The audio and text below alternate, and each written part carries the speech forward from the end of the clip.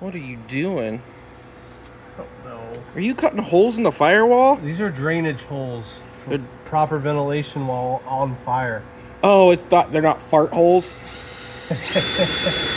You found out my secret. Oh no, I'll cut that, don't worry.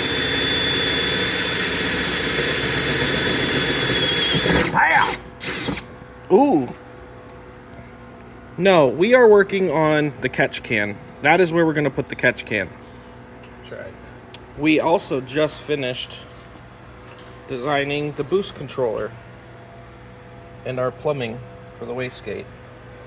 This is all push connect hose. It's really nice to work with, just like we did on the Vista, or we're doing on the Vista. But yeah, it's real nice. We're working on some stuff over here. We gotta figure out what to do with the coils. They don't fit there.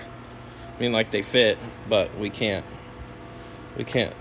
throttle properly with those right there. So we're working on that. But then we'll take everything off, powder coat some brackets. We're probably gonna put a coolant overflow right here and a washer fluid tank right here. We're not gonna use the plastics. We'll come up with something better looking. This is just so stuff doesn't fall in here. Don't worry. Yeah, we're doing bracketry. Bracketry.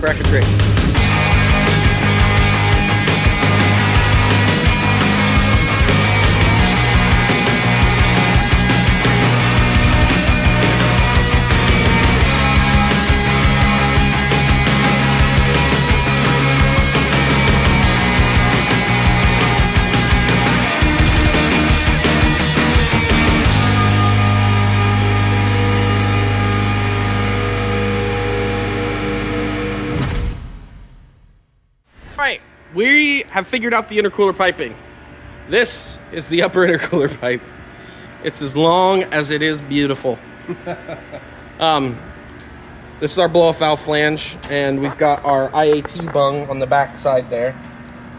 So it is going to come right through here with this. Nope. Nope. Yep. With this elbow. So this goes on the intercooler, goes right through there, goes into that. That comes up. Goes right through here, boom, boom, 2.5 to 2 3/4 for the 1G NA throttle body. That's the cold side of the intercooler. Yeah, I was close, sorry. Hot side, we've got this 2-inch coupler right out of the turbo into this 2-inch S pipe. That's aluminum, and then that goes to this right here, which is 2.5 to 2-inch. Sticks through there. Goes on there, and then this side goes on the intercooler. It all fits. We're just kind of making everything nice now. That's right. Show us the bung on the back of that. That's our IAT. Yep, that's where our IAT goes. So that'll just tuck under here, so we won't really see it. And then if we ever need to do meth, we can put the nozzle up here close to the throttle body, and it shouldn't get in the way of the IAT reading, which is intake air temperature. In case you didn't know what IAT was. Now you know. Now you know. Those are our marks. We're gonna get this welded, so this will be one piece. The coils are off. They didn't work. So we're gonna do coil on plug, but we'll show you that later. Jeremy's here. What are you doing? Powder coat. You're powder coating. He's our powder coating master. Baking cookies. Baking cookies, that's right. Yeah, and we got some other stuff figured out, but we're getting the brackets made up so we can bolt it all on. Yeah, we got a lot of little stuff figured out, but we'll give you an update next. See you later. What? My ants are your ants. Your ants? My ants. Your what? Ants. Ants. Oh, ants. Jeremy's Ice cream. Ants, yeah. Jeremy's powder coating these brackets we made. This is boost control solenoid, this is catch can, and this is our coolant overflow / radiator. So Jeremy's powder coating those up. Go ahead.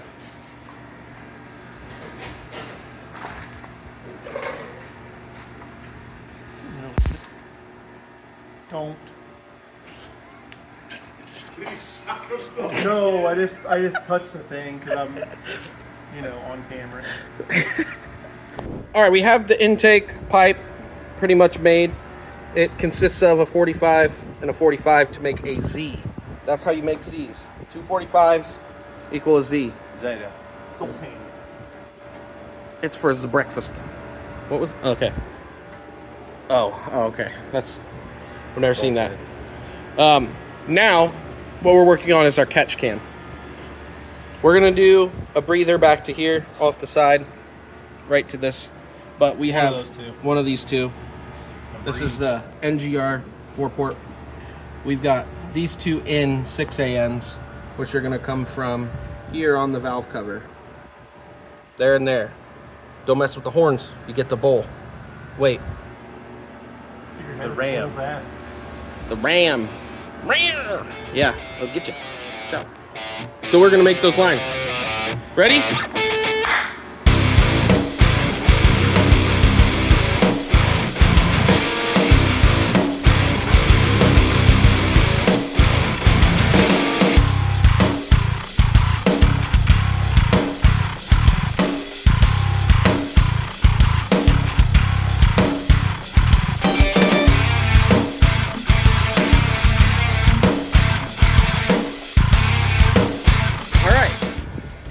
There are those lines. That looks really good. Those are some straight lines. We'll get a little organizer or something to just kind of keep these in check. But those are our feeds from the valve cover. The keen-eyed among you may recognize this. This was on Snoopy until Snoopy 3.0.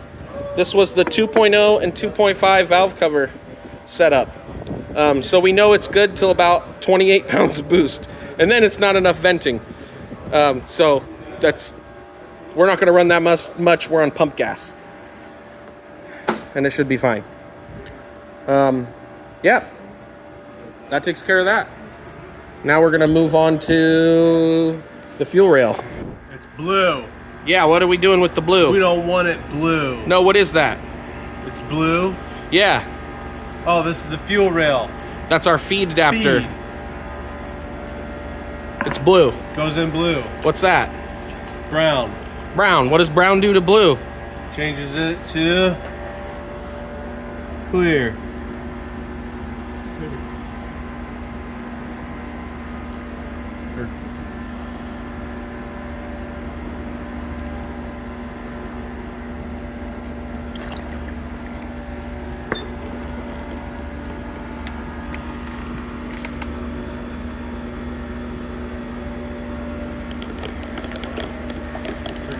See that water's blue already?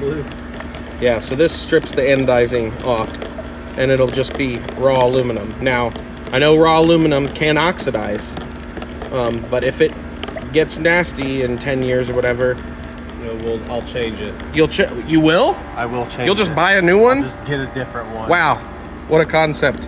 This came with that fuel rail kit. It was included. Look at that. It's already turning periwinkle. They really coated that thing. Yeah.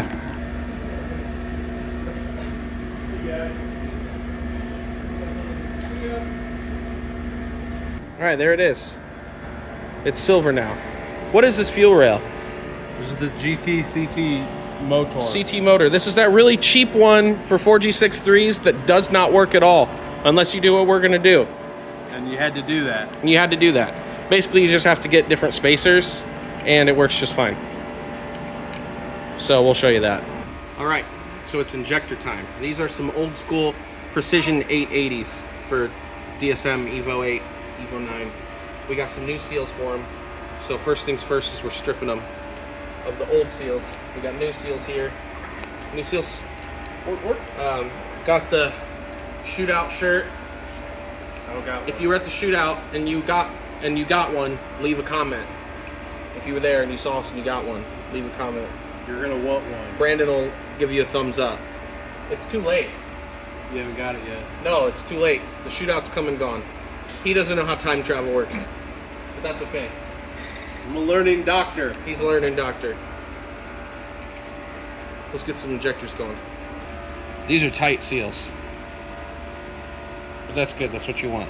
See, that's how the top insulator goes on. We got our base seal, we got our tips, we got our top insulator. Then, You put a small O-ring, black one, like that. Then you put a green one on top. And that is how you finish injector seals. But this isn't a tutorial channel. This is just how we do it. I'm telling Brandon. I need help. Do this. And I like to get a little super lube on these. Oh. Just a little, like not much at all. Grease up the goblins. And give them a twist as they go in. Get yours in. Okay. So now we're gonna put a little bit of lube on the base seals, just so they slide into the head real nice. So these are the spacers we got. They are 5/16 ID by 1.5 inches tall. That gives you the perfect spacing to run these injectors. Injectors meant for this car with this El Cheapo fuel rail. John Norris, if you're watching this, don't scare Brandon. Don't slap his chair. He doesn't like that. Announce yourself. All right, we got the fuel line finished. Goes down to our regulator there. So we actually have the regulator in line. It's a little different way to run it on a DSM engine, but lots of people do it. So we didn't have a lot of room back here. So that's actually capped on the fuel rail. And our returns in the bottom, our feed will come in here, and this will regulate everything after it. So this will keep pressure in the fuel rail and return out the bottom what it doesn't use. It is a way you can do that. It's a way these are set up to run if you want. And it just made a lot more sense for us to do it that way for our space limitations that we have. We also got the throttle body on. We're gonna get different bolts just like with these, but we'll just swap them out. And then the bottom left bolt is extra long and sticks through, and we made this little throttle cable holder out of steel and then powder coated it. And that we just kind of loop the throttle cable under. Brandon's gonna go inside the truck, all the way inside, and demonstrate the throttle pull. It's nice and straight. No issues there. Really good. Oh, look at that, wide open throttle. I love it. Yeah, so we'll need a throttle stop screw. We've got to put the idle air controller on. We have all that. We just haven't put it on yet. But yeah, this thing is really coming together in here. Absolutely. There's not a lot left to go in the engine bay. We're cleaning up brackets. That's why this stuff's not on. But yeah, we're just keep trucking away. Keep going. Keep trucking. Yep. Get to work. So Brandon, like many others, doesn't like the look of a shiny intercooler behind the grill. So we're gonna dust it black with some of this black engine enamel. You don't get it thick. We don't want to mess with its thermal properties, but just enough to hide it in that front grill so it doesn't look like it has grills. Just a grill.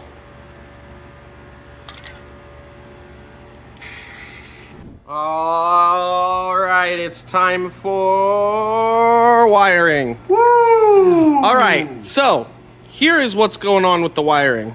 We have the D50. This is its body harness right here. We have that engine from the 1G. If you didn't see us get that 1G, up here, click that, watch it. This is the engine harness from that. We're gonna make this work on our engine for the swap, 1G ECU, and we're gonna merge it with the truck body harness. Some things we have to work out. We have the 4x4 manual transmission from an 85 D50. It's a little different than our chassis from the 88 truck, which was auto, so we swapped, right? The harness that we have for this is from the auto. That's this little guy. that he's holding. This is for the auto trans. So we're gonna have to de-pin and repin some stuff. We have the book. This is the factory book. This should tell us everything we need to get this wired. We've already determined that we can't turn on the auto hub indicator when we've locked the hubs, because there's a pulse generator that goes in this cover of the transfer gear. And this one doesn't have it. This one doesn't have it. So we would need the different cover and the pulse generator to tie in to turn that on. So that's not gonna work for now. But we've got our 4-wheel drive indicator light, and we have what goes in here is our reverse switch, which we have. It's right here. We were testing it to make sure it worked, and it does. So yeah, we've got our 4-wheel drive indicator. This one, so on the 85 there was different lights for low and high or something. We don't need both. So the 4-wheel drive indicator, then higher low indicator. Yeah. And auto locking hub indicator. Right, which went right here. Yes. So we're gonna use this switch. We're gonna move this over because this one engages when he's in any 4-wheel drive mode, low or high. So we'll put the switch here so that it connects the circuit that turns on the light in the cluster for 4-wheel drive. That way he knows with a light 4-wheel drive that he has chosen 4-wheel drive on the stick. Because the stick's not enough. We need the light. Exactly. Air compressor's on. And we needed air. Yeah, so we're gonna start sorting this out. I don't know if we're gonna start with the body harness and get that where everything needs to go to the body stuff, and then tackle the engine harness, but we've got our work cut out for us. But it's just wires. Yeah, and we'll probably use the conduit that comes out of here. What conduit? The conduit that comes right out of this hole. The hot conduit. The hot conduit, yeah, to run all the wires through. That makes sense, they'll fit. There's a nice perfect 3-inch channel for it to go in. Yeah, you're right, okay. We'll do that. Yeah, the alternator's over here. Oil's over here. We're gonna use the factory cluster oil pressure. It actually has a sweep of 0 to 85 psi on the gauge. And on the gauge, and the book tells us exactly what pressure's what. So we should have a fairly accurate reading of oil pressure right in the cluster. Right. Which is nice. Yeah. Welcome back, YouTube. Oh, don't start with that. We're tackling this harness job with the tried and true Dave Ramsey method, knocking out the smallest harness first, then moving on to the bigger engine harness last. This way, you chip away at it and it feels like you're making progress, which helps a lot with this tedious part of the build.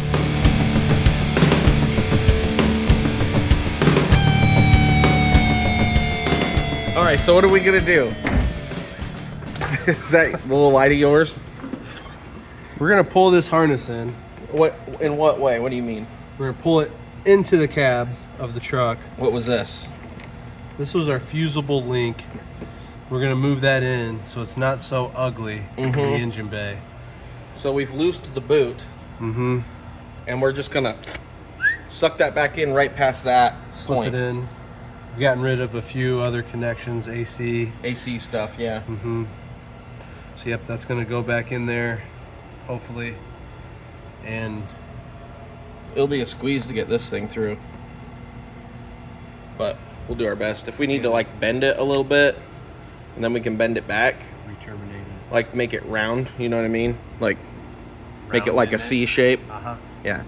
So yeah, That's what we're gonna do. That's what we're gonna do, and then we'll keep working down this leg of the harness. I imagine a lot of this long stuff goes across the front here, so that we don't want to pull too much length out, or we're not gonna reach some of this stuff. But it's still worth us extending maybe the far end a few inches to clean up this whole corner. Absolutely. Because that's just, it's ugly. We can't have that. Look at this thing. This is what it's gonna look like. Yeah. Kinda. Forever. Until it doesn't. Right. Brandon's the solder master right now. We got a scalpel. So what we've determined is this body harness right here, it comes through, it picks up the headlight, the horn, the marker light, and the turn signal that's on the bumper. So we found that if we tuck it up in here, along up at the top right here, we can sneak down and grab that, then come through this opening up in here, get out front and pick up that stuff. And that lets us tuck this harness really well so you can't see it at all. So we are extending wires currently. Brandon already extended the headlight real good. We'll tape everything up when we're done. It'll look really nice, and then we'll strap it up here. There's all kinds of like clip holes and stuff that we can use. That looks good. Where'd you learn how to solder? Prison. Doing a wire tuck and a harness merge is a ton of work, but if you go into it knowing it's going to take a lot of time, you can get a really great result that's custom to your application. Invite some friends over to help and just dig in and have a good time. And double check their work.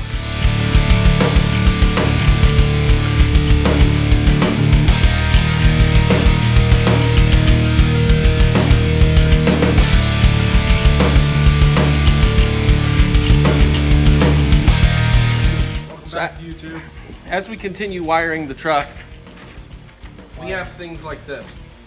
This wire we need to connect to the MPI relay and the ECU for the 1G ECU. This comes from the ignition switch in the start position.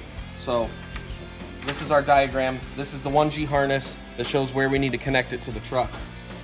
This right here, see that right there, here? It's here.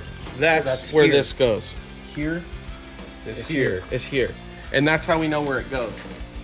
So once we get to that harness, we'll put this here, there. Now you know. Here, yeah. On here. With the body harness finished, except for the few under the dash that go to the engine harness, we're moving on to the engine harness, starting with removing everything from that harness that we're not going to use, things like emissions and air conditioning and a few other odds and ends.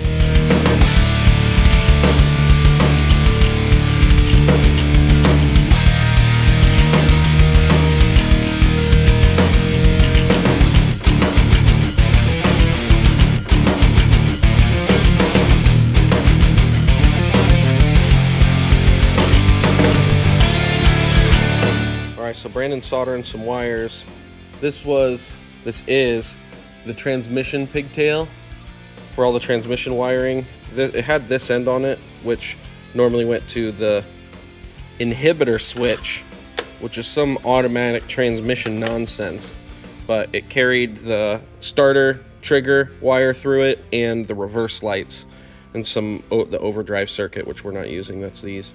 So what Brandon's doing is he's putting an actual like modern connector on the backup light switch. So we're not using these bullets. So yeah, we just gotta solder these on so we can plug it in proper. And then he's gonna tape all that up. And the transmission harness is done. We're having to extend a lot of the connectors since this harness doesn't come through the firewall on this chassis like it was designed. We're also extending them to tuck the harness as best as we can for that clean engine bay look. Then we're wrapping everything up with our favorite harness tape.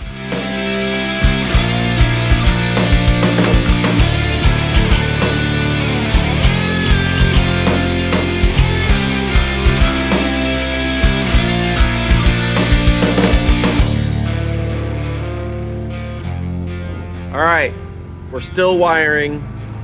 Brandon's getting his colors mixed up. D57.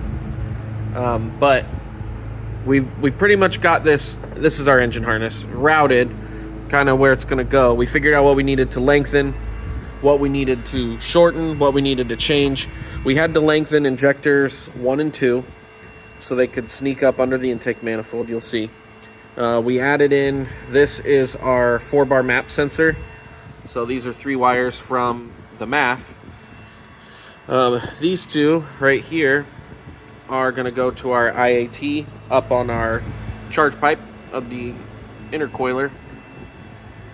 And I don't know if we had to touch up a couple wires up here, but right now what we're doing is we're adding a bunch of length to the idle air controller harness, because it starts way back at the beginning of the harness. If you know what a 1G harness is, it comes out of the firewall, goes around the intake manifold, and then ends at the throttle body again for the TPS.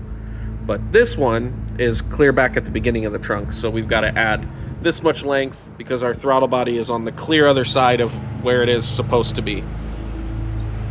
Yep, so we're going to add those to those wires up there, and that'll give us our length. What are these? More wires. Great. Okay. That's our knock sensor. And that's, yeah, so we're just, it's boring stuff, but we're doing what we need to do. And then we'll tape everything up, make it black, and then run it, right? That's right. Sweet. Get to work. All right, Alex is here because, of course, we need him to fab up our battery tray and our power steering pump. I don't know what I'm doing. You don't know what you're doing less than we don't know. Is that accurate? No, he doesn't know what he's doing less than we don't know what we're doing. That's right. Yeah. Yeah. Yep. Brandon's still working on the harness. Still wiring. Yeah. But yeah, so we're gonna figure out, we're gonna put the battery back here and the power steering pump back here, and Alex is here to help. That's our battery tray. That's our Alex. That's our belt. Let's get to work. All right, this is kind of where we think the battery tray is gonna go. It support battery. That's we're gonna keep the clamps. Yeah, we're gonna keep the clamps. That's not a battery, that's used for battery, but this is a battery tray. And Brandon's still working on the harness. Still wired over there. Yeah. Wow.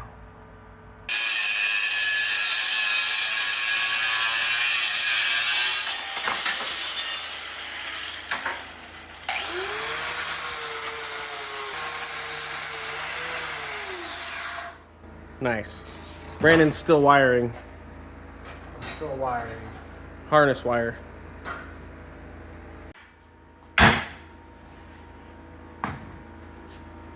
Did you get it? Kinda. What are you making? A Hot Wheels track? You still have all your Hot Wheels? Please come take them out of my shop. Oh! Yeah! Only two bags.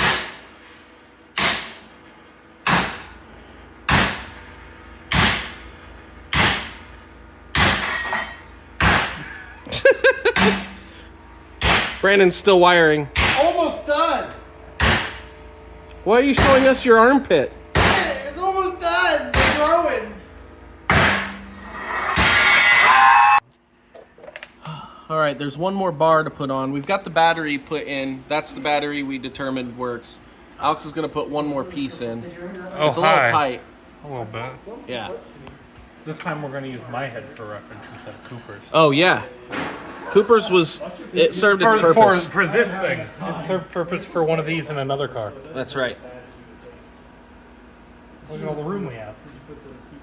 For all the hoses. Yeah. Jeremy's here, handing Brandon tools. Oh, we got one again. You guys quit horsing around. Alex is trying to work. We're over here getting some good tickles in on. What are you doing? Are you sitting on his lap? All right, well, that's not happening from this angle. Oh. What? Big brick stuff. Brandon's finishing up the last of the harness wiring wrapping. What is that harness? Coil and plug. Yeah. Setup. Coil and plug type setup with the tack output for a old truck or like a 90 Shit. or a Vista. Or Vista. See it, dog. And that is how we'll end This is the last tonight. wrap. That's a wrap. Go ahead and cut. And in case this is the end of the video, I'm not dead. Yet. like and subscribe. Welcome back, YouTube.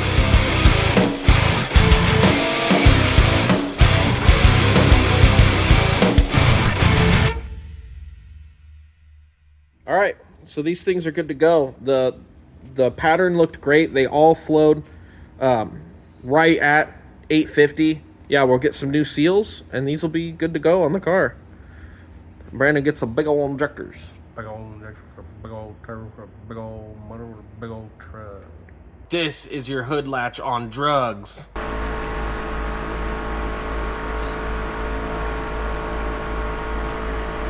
Truck stuff!